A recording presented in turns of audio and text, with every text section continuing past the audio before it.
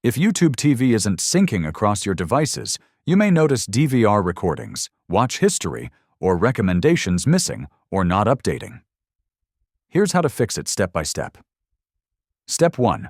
Confirm you are signed in to the same Google account on every device. YouTube TV syncs data based on your Google account. If different accounts are signed in, your DVR and history will not match. Step 2. Check your internet connection on each device. A strong and stable connection is required for syncing. Use reliable Wi-Fi or Ethernet whenever possible. Step 3. Restart the YouTube TV app.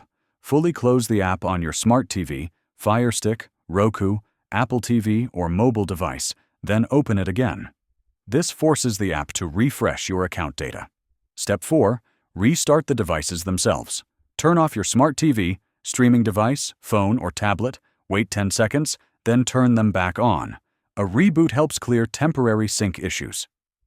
Step 5. Clear the app cache if syncing still does not work.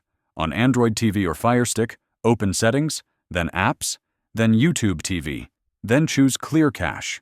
On Roku, press Home 5 times, up once, rewind twice, and fast forward twice. On Apple TV or iPhone, delete the app and reinstall it.